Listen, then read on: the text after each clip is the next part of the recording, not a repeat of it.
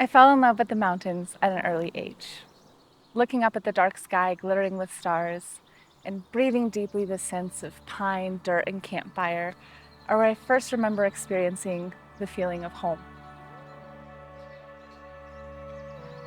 I think wedding planning has always been in my bones. As a kid, my favorite part of Christmas and Thanksgiving holidays was the part where I got to decorate for it. And I have an entire page in my journal as an 11-year-old dedicated to mapping out the timeline, guest book, meal plan, and sleeping accommodations for my pool party birthday that I decided to throw in the summer, even though my birthday was in January.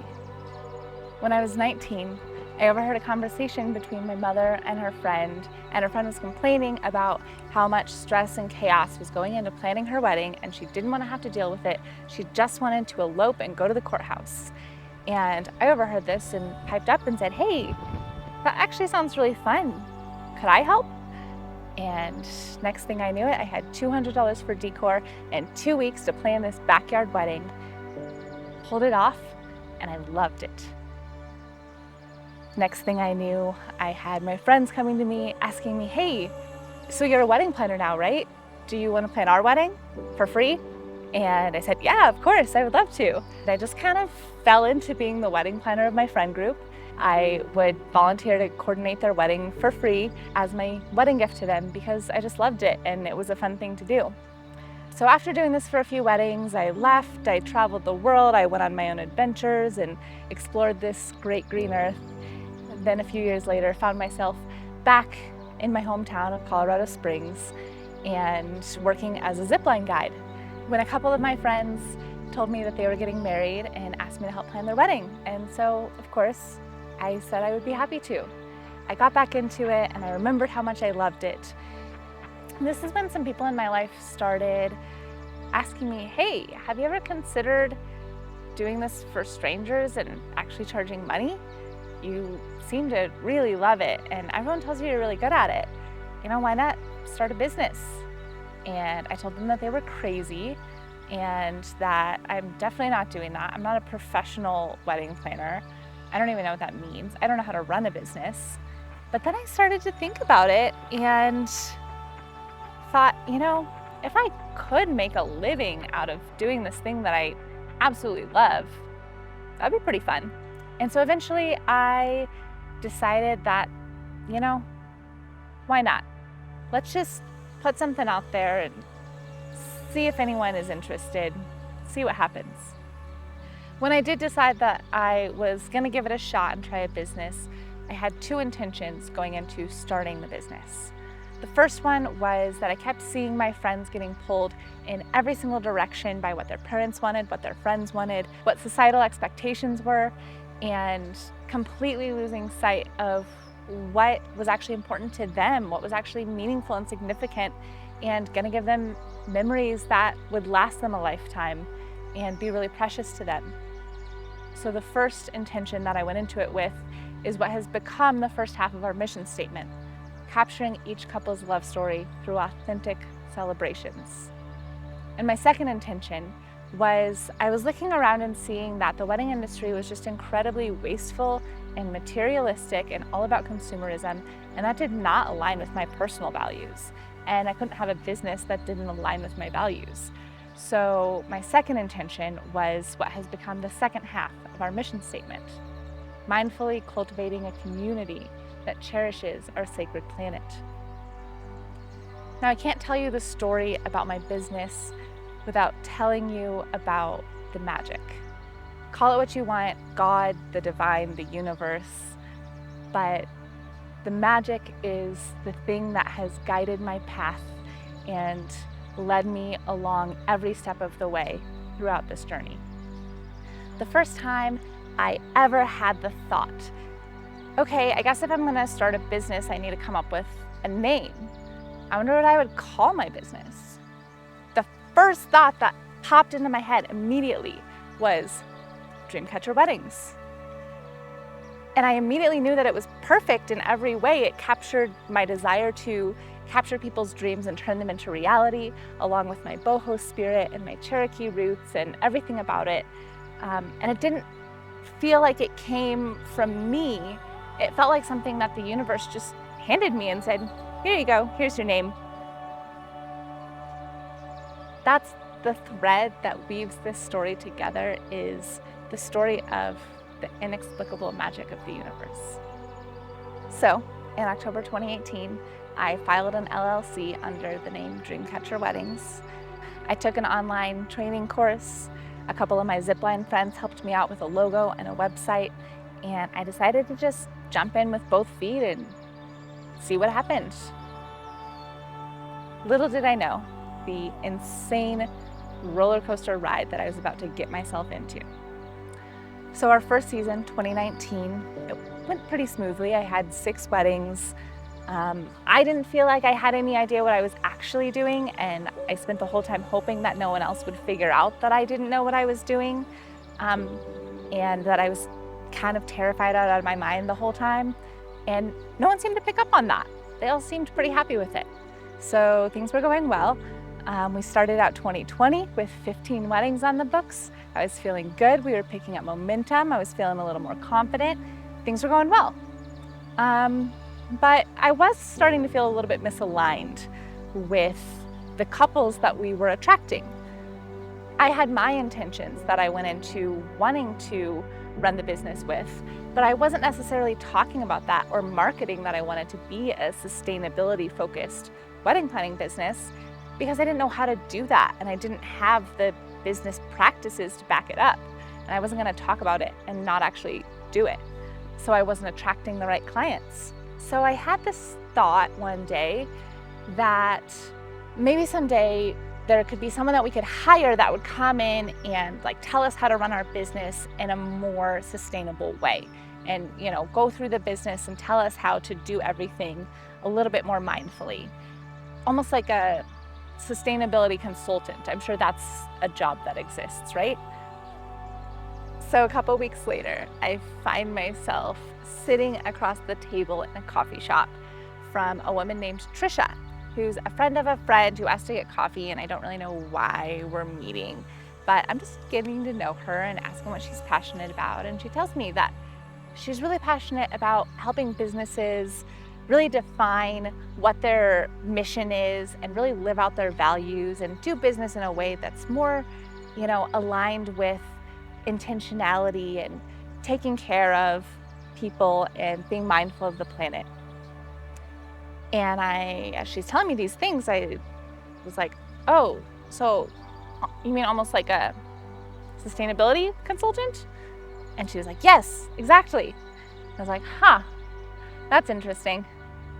So I went home and I thought about it, and I was like, I think I just manifested this person. I feel like I should follow up.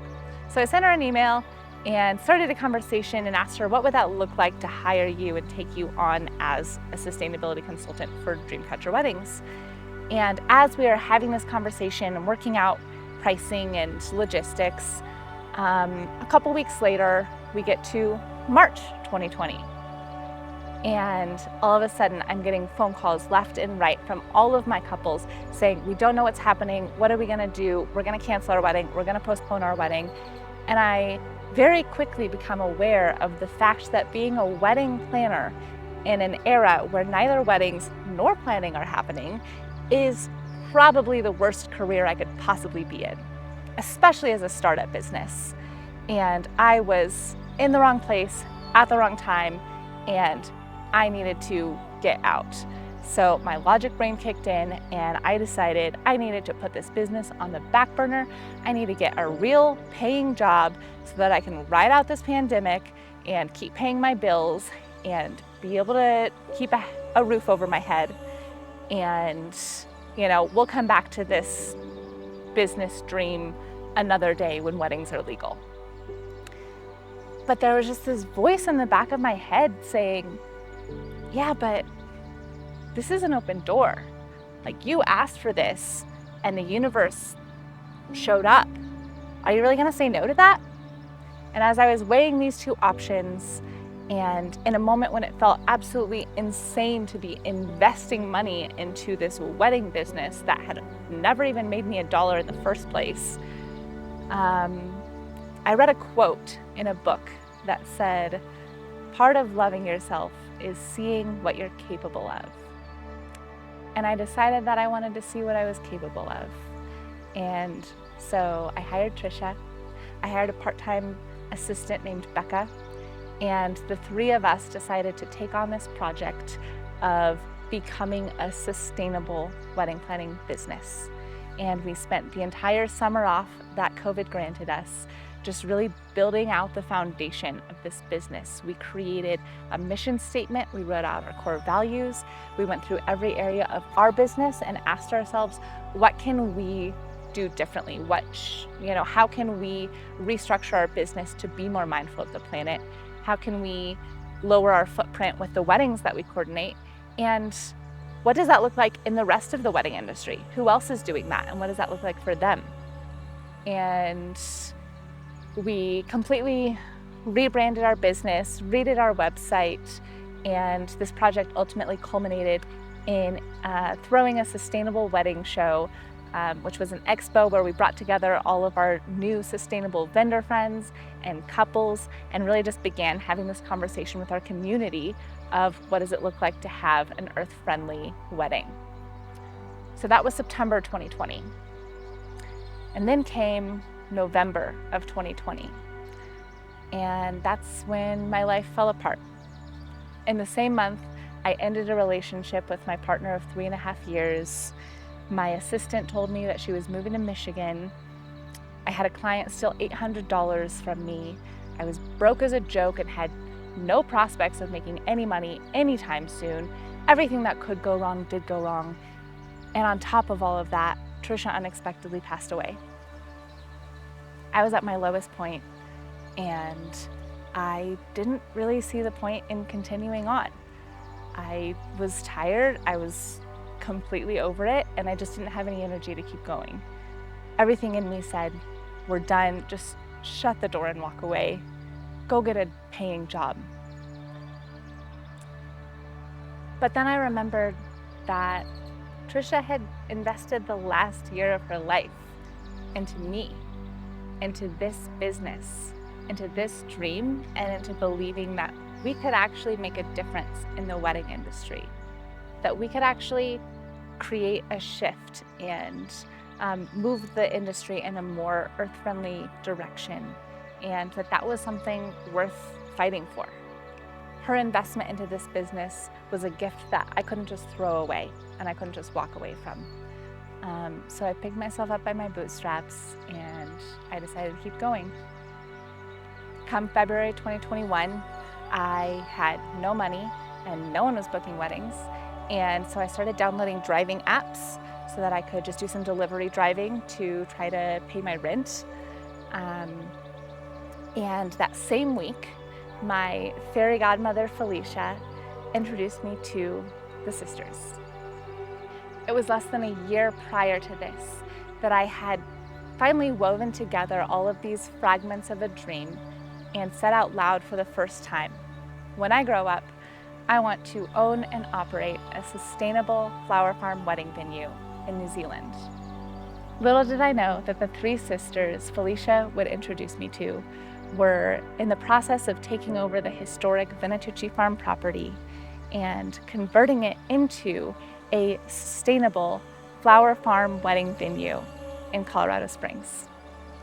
I immediately knew I had to be part of what they were doing. So I went home and I typed up the gutsiest email of my life. And I told them, hey, I know it's just me, one person, running this little business that's been around for a couple years, but I want to help you run this venue and teach you how to do it sustainably, set up all your systems, processes, back end, and also coordinate all of the weddings that happen at your venue. And I typed this email and then I immediately was like, are you insane? We are not sending this. Absolutely not. You think that you are qualified to sign up for something like that? Who do you think you are? And then I had Trisha's voice in the back of my head saying, what's the worst thing that could happen? they'll say no. So I mustered my courage and I hit send on the email. And it was immediately met with a resounding yes. You're the person that we've been looking for. Where do we sign? How do we partner with you? Through these 3 women putting an incredible amount of trust in me, they gave me the opportunity of a lifetime. This partnership was the springboard from which my business was launched and truly empowered to succeed. And now here we are 2 years later. As of January 1st, we are the operators of Vinatucci Farm. We have a dream team of 8 people and counting. We've coordinated over 60 weddings. We're published in several magazines. We run a sister business that offers zero waste, all-inclusive mountain micro weddings. We helped to start a wedding networking group. And we're surrounded by an incredibly talented, passionate, kind, and supportive community. And I am truly living my dream. It's an incredible feeling to be here today, celebrating 5 years as a business. If I could distill down the most important lessons that I've learned along this roller coaster of a ride, the wisdom that I'd pass along to you is dream bigger dreams.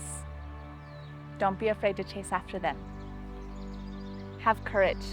Take big risks. If you're not growing, you're dying.